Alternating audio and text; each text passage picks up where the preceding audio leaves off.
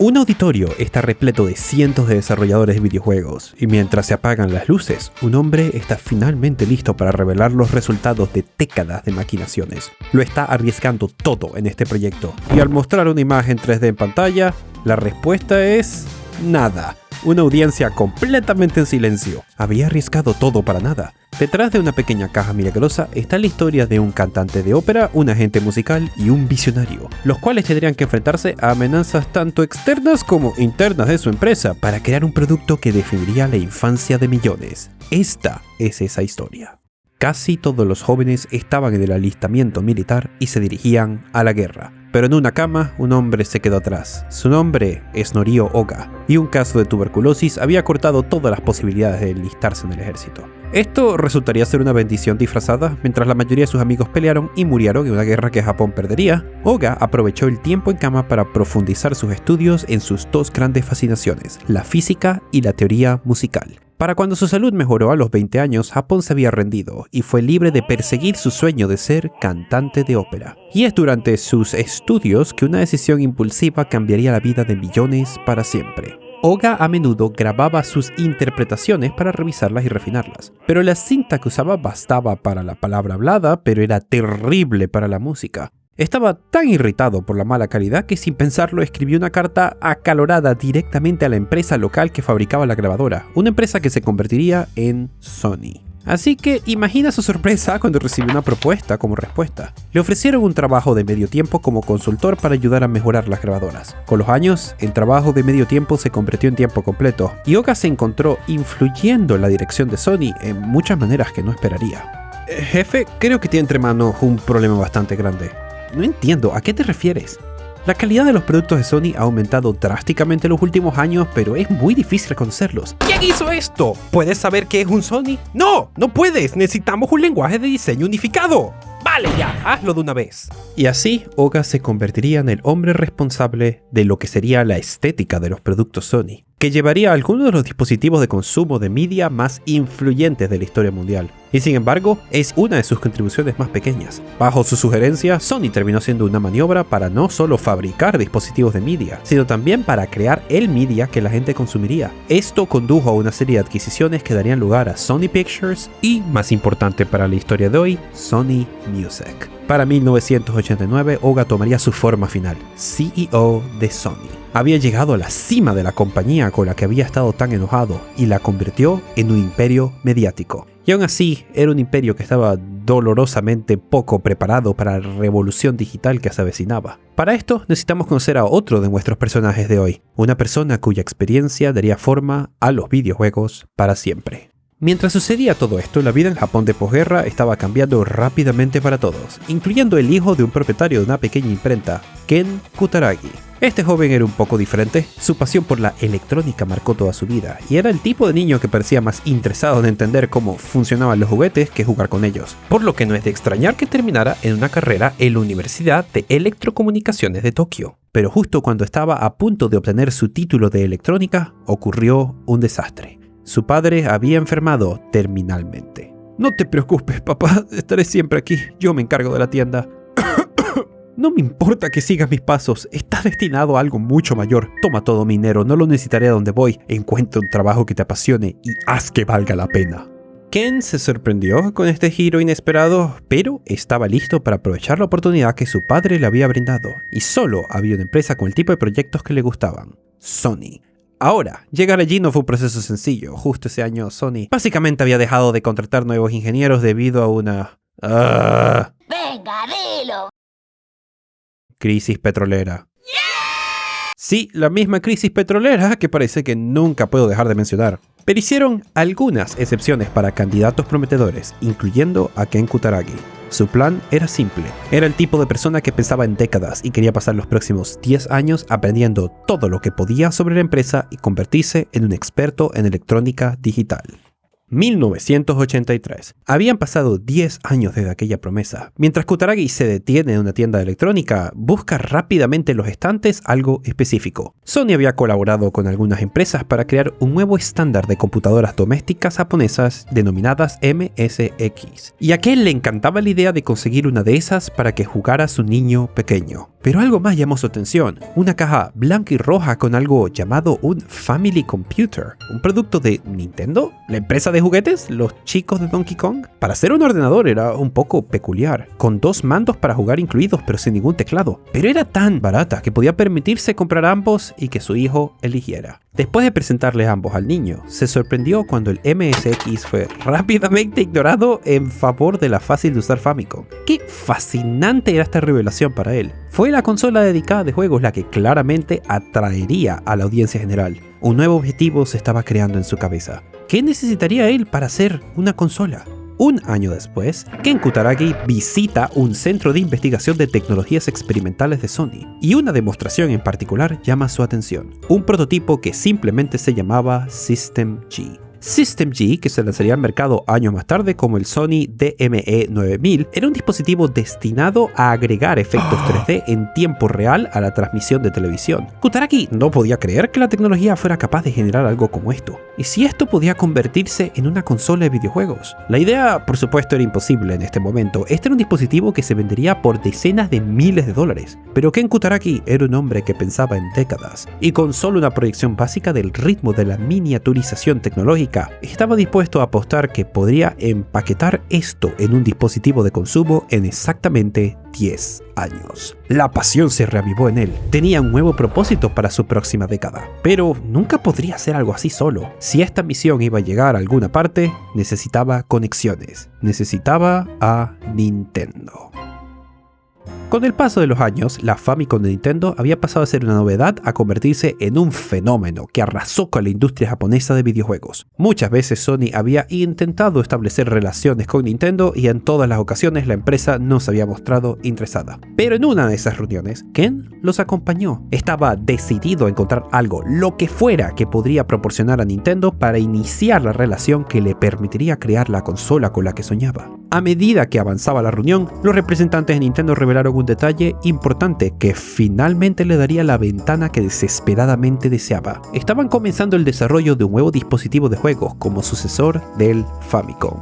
Espera, ¿qué hardware usarán para eso? Bueno, queríamos que la CPU fuera similar a la Famicom, y para el audio estábamos pensando... Espera, ¿puedo ayudar con eso? ¿Has oído hablar de PCM? ¿Un PC qué? Podemos hacer algo muchísimo mejor que el audio FM del Famicom. Sus juegos sonarán mejor que nunca. Para su sorpresa, la propuesta fue bien recibida, ya que el audio era uno de los pocos departamentos para ese momento en los que Nintendo estaba abierto a colaborar con Sony. Ahora, uno pensaría que llegar a un acuerdo con la compañía de videojuegos más grande de esa época sería celebrado como una gran victoria, y estarías equivocado. Según Revolutionaries at Sony de Reiji Asakura, que está lleno de entrevistas a personas involucradas en esta historia, Sony en ese momento era conocida por sus complejas máquinas de audio y video analógicas. Los ingenieros analógicos eran las estrellas de Sony, y los especialistas digitales como Ken eran ciudadanos de segunda clase, y los proyectos digitales como el System G eran productos secundarios. Los directores de Sony estaban absolutamente furiosos con Ken Kutaragi al haber hecho promesas en nombre de la empresa e involucrarlos en un producto digital que no les interesaba. El proyecto del chip de audio de Nintendo estaba muerto incluso antes de que empezara, excepto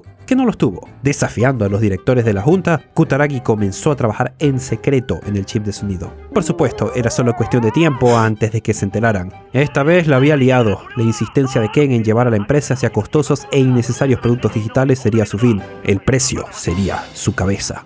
¿Qué está pasando aquí? Una calmada voz oyó la conversación y por un momento Ken casi pudo sentir que su padre le había enviado un guardián del más allá. Era Norio Oga, el presidente de Sony. Señor, he estado trabajando en un chip PCM para audio, uno de los mejores jamás hechos, y convence a Nintendo a usarlo en su nuevo sistema de juegos. Es una gran oportunidad para la empresa. Había algo en el rebelde Kutaragi que le recordó a Oga de sí mismo, de aquellos días de enviar cartas a Sony para que mejoraran sus terribles grabadoras. Una pasión que, si se dirigía bien, podía apoderarse del mundo. Permitiría que continuara la producción del chip de sonido, protegiéndolo del resto de los ejecutivos. Kutaragi tenía su caballo de Troya, pero no sería la última vez que necesitase ser rescatado. Menos de un año después, incluso antes del lanzamiento del Super Famicom de Nintendo, estaba listo para dar el siguiente paso en su estrategia. Previamente, Nintendo había intentado usar discos baratos para juegos usando un accesorio exclusivo en Japón, el Famicom Disk System, y fueron tan lejos como asociarse con Sharp para lanzar un sistema con el lector de disco incorporado. El siguiente paso en el plan de Ken requería convencerlos de hacerlo de nuevo,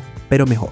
El Disk System tuvo fallas desde el principio, usando tecnología obsoleta, pero ahora Sony y Philips han inventado el disco compacto. Esto le daría a la Super Famicom una gran mejora en términos de almacenamiento. Contra todo pronóstico, otra vez, a Nintendo le encantó la idea y se firmó un contrato para la producción de dos dispositivos, un accesorio de lector de CD para el Super Famicom y una versión especial de la consola fabricada por Sony con el lector de disco incluido, que se llamaría la Nintendo PlayStation.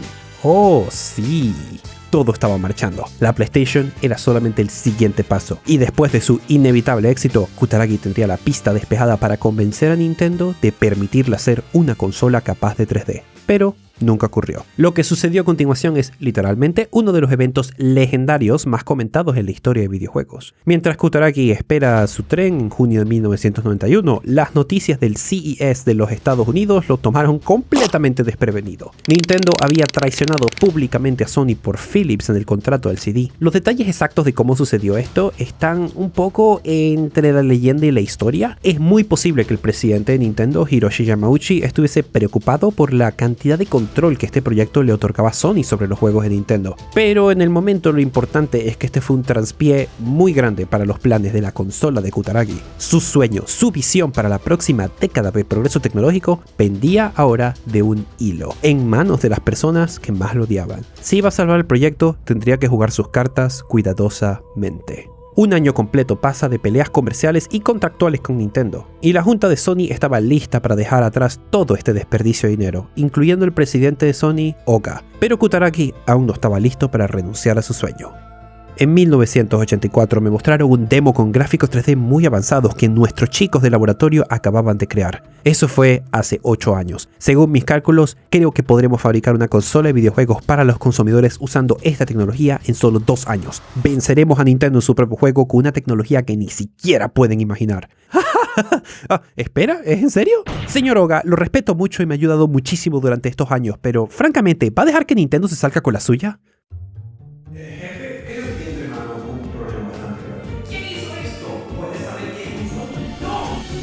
¿Sabes qué? ¡Hazlo! Ken ahora tenía el visto bueno para poner en práctica una década de maquinaciones para crear su dispositivo revolucionario. Tal como lo había predicho, la tecnología y las ideas presentes en el System G podrían miniaturizarse en el PlayStation en bajo costo. Con la tecnología disponible, la consola se perfilaba como un gigante que aniquilaría por completo cualquier hardware rival en su rango de precio. Sin embargo, la cultura analógica de Sony hizo que la mayoría de los empleados no quisieran involucrarse con un proyecto de esta manera, pero afortunadamente Oga había encontrado la mejor manera de proteger el proyecto de esta cultura. Trasladó a Ken Kutaragi a una de las subsidiarias que había ayudado a crear, Sony Music. Si bien Sony Music formaba parte de la marca Sony, en la práctica operaba casi por completo como una empresa paralela, con una cultura completamente diferente, y quizás la mejor representación de esto era su presidente, el tío cool Shigeo Maruyama. Sony Music era una empresa acostumbrada a lidiar con artistas, y esto significaba que también estaban mucho más interesados en el negocio del entretenimiento, y mucho más abiertos a la hora de probar nuevas tecnologías, incluyendo las digitales. Maruyama de inmediato se interesó en el proyecto. Había probado la Famicom hace años en una fiesta, y estaba acostumbrado a las consolas de juegos, ya que los artistas generalmente les gustaba jugar en consolas en las salas de espera de las disqueras. Él quería tener una parte de esto. Kutaragi era el que tenía las habilidades para crear el innovador hardware, pero era Maruyama y su experiencia en la industria del entretenimiento que entendía que las personas no comprarían el dispositivo por la tecnología, sino por el contenido que podrían reproducir en ellos. La gente compraba reproductores de CD para escuchar sus bandas favoritas, y para vender la PlayStation necesitaban juegos.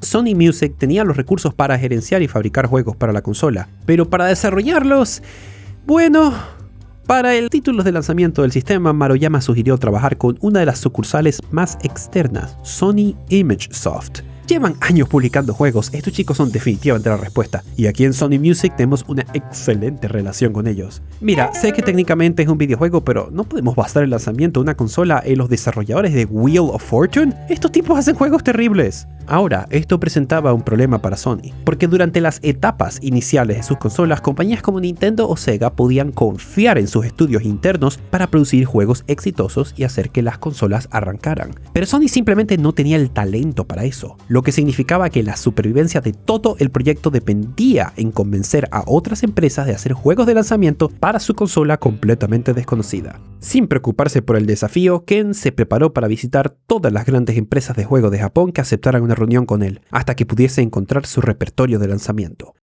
Julio de 1993. Ken se sienta nervioso al otro lado de la mesa de los que toman las decisiones del gigante de los videojuegos, Namco. Después de haber hecho su apasionado discurso a favor de la consola capaz de hacer gráficos 3D, la reacción no fue la que esperaba.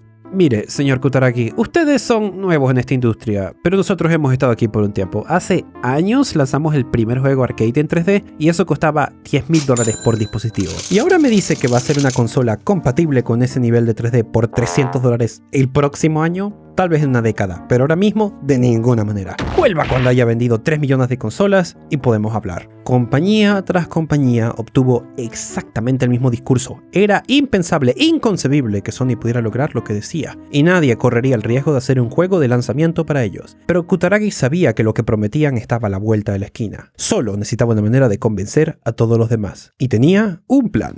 28 de octubre de 1993. Tokio, Teatro Sony. Finalmente, Sony anunciaba públicamente al mundo entero sus intenciones de ingresar al mercado de las consolas con la fundación de una nueva empresa, Sony Interactive Entertainment. Creado la mitad por Sony y la mitad por Sony Music, una combinación de lo mejor de ambas empresas. Y lo que es más importante, una empresa lista para hacer una prometedora demostración en vivo de su tecnología imposible.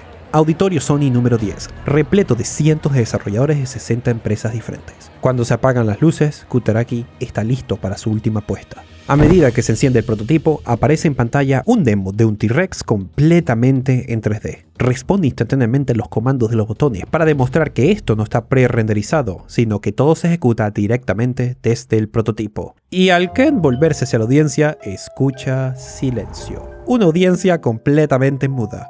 ¿Qué? ¿Cómo? ¿Cómo pasó esto? Lo que realmente estaba sucediendo era que todos los desarrolladores de la sala estaban demasiado sorprendidos como para hablar.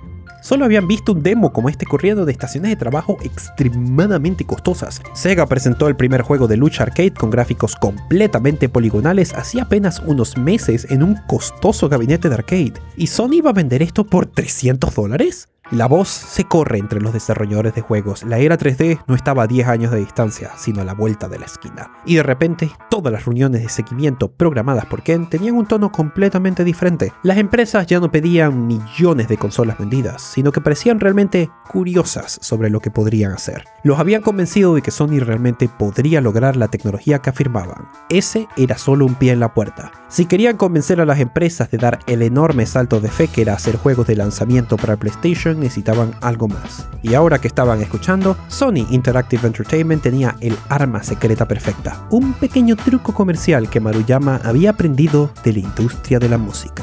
Viéndolo en retrospectiva, es fácil decir que el CD-ROM era el formato superior. A ver, puede almacenar mucho más datos, pero puede que te sorprenda saber que en 1993 el CD tenía una reputación muy diferente entre los desarrolladores de videojuegos japoneses. Lo odiaban. Las consolas basadas en CD habían llegado al mercado con el Sega CD y el 3DO, y los desarrolladores rápidamente se dieron cuenta de las velocidades de lecturas no idóneas del CD. Kutaragi sabía que habían resuelto este problema con el PlayStation. En lugar de cargar assets continuamente desde el disco como un cartucho, los copiaban en RAM y cargaban los assets del segundo plano cuando fuera posible. Pero incluso si las empresas finalmente estaban convencidas de que podían hacer una consola compatible con 3D, se enfrentaban a una pendiente muy inclinada para convencerlos de hacer juegos en CD en lugar de cartuchos. Pero había una debilidad clave que tenían los cartuchos para los desarrolladores que estaban listos para explotar. ¿Y cuánto tiempo tarda Nintendo en entregar un pedido de cartucho para ustedes? Unos 3 meses, diría yo. Si hace juegos con nosotros en CD, podemos completar un pedido en 3 días. ¿3 días? 3 días. ¿Cómo es eso posible? ¿Tienes alguna prueba? Así lo hacemos en Sony Music para las tiendas de música. Fabricar CDs es un proceso rápido. Incluso podemos utilizar las mismas máquinas. Vale, bien. ¿Cuál es el truco? ¿Cuánto nos va a costar esto? $9. ¿Por el CD? Por el CD y la licencia. Puedes agregar los mismos márgenes de ganancia de siempre y podemos vender los juegos a los consumidores por un 30% menos que Nintendo sin ninguna pérdida para ustedes. Esto podría parecer un detalle pequeño, pero los meses que llevaba a fabricar los cartuchos significaban que las compañías de juegos tenían que jugar un peligroso juego de adivinanzas. Si fabricabas muy pocos y el juego se convierte en un éxito inesperado, perderás ventas claves. Es posible que la emoción haya pasado para cuando puedas hacer más, pero haz demasiados cartuchos y ahora tienes un almacén lleno de juegos sin vender, perdiendo dinero en costos de almacenamiento. Pero el CD se podía fabricar tan rápido que evitaba una gran parte del problema, y todo siendo mucho más barato. Esta era la forma en que Sony Music había provisto las tiendas de discos en Japón durante mucho tiempo y estaban seguros de que podrían implementar la misma estrategia para los videojuegos. Este era el segundo golpe que necesitaban. Todos los desarrolladores estaban exhaustos de las terribles condiciones de Nintendo y los tiempos de espera para los cartuchos, especialmente Namco, que literalmente había ido a juicio con Nintendo por este tema varias veces. Y ahora Sony acababa de sacar bajo la manga la solución perfecta, sin cambios a sus márgenes de ganancia. Era demasiado bueno para ignorarlo, y el paso final necesario para que estuvieran a bordo. Con todo en posición, Sony finalmente estaba listo para vender la consola. Pero, ¿a qué precio para el minorista final? No tenían ninguna referencia con respecto a los precios de las consolas y ciertamente no podían pedir ayuda a sus competidores. Así que hicieron lo que todos los demás harían: improvisaron. Sony tomó los datos recopilados durante años y años de ventas de productos electrónicos de consumo y estimó que los minoristas podían esperar al menos un margen de ganancia del 25% en el precio final. Entonces, el precio final para los consumidores terminó siendo $399. Con la llegada de la temporada navideña y el cargamento final de consolas a los minoristas japoneses, era la hora del espectáculo. 3 de diciembre de 1994, 9:05 am, sede principal de Sony. Un silencio inquietante estaba presente en todos los pasillos de las oficinas. De repente, un teléfono empieza a sonar. Una secretaria se apresura a contestarlo. Era un minorista. Necesitaba hablar urgentemente con alguien de Sony y se trataba sobre el lanzamiento del PlayStation. Todos estaban preocupados. ¿Habrá salido algo mal? Le pidieron que lo pusieran en altavoz y escucharon la llamada. ¡Hey! Quiero darle las gracias. ¿399? Esto es una locura. Todo el mundo estaba perplejo. ¿Qué quería decir con eso? De nada, pero... Disculpa, ¿de qué estás hablando? Nintendo normalmente nos deja con un 10 o un 15% de las ventas. Ustedes son lo mejor. Cada venta de PlayStation es efectivamente $100 en mi bolsillo. Están salvando la Navidad para toda mi tienda. Gracias. Y luego colgó. Todos estaban incluso más desconcertados que antes, pero Maruyama entendió exactamente lo que acababa de pasar. El margen del 25% era lo normal en electrónica, pero Nintendo había establecido un 10% como precedente para los videojuegos. Entonces, accidentalmente, Sony les estaba dando a los minoristas más del doble de los márgenes de ganancia que normalmente ofrecía Nintendo, convirtiendo al PlayStation en lo mejor que le ha pasado a los minoristas en esa temporada navideña. Los márgenes de ganancia eran tan altos con cada consola vendida que los minoristas estaban promoviendo las ventas de PlayStation como locos. Partes enteras de las tiendas ahora se dedicaban a atraer a los consumidores para que probaran la nueva consola, y una vez la probaban, estaban enganchados. Solo una semana después, el boca a boca se hizo más y más fuerte, y la mayoría de las tiendas empezaban a quedarse por completo sin existencias. Literalmente no había más PlayStations que comprar.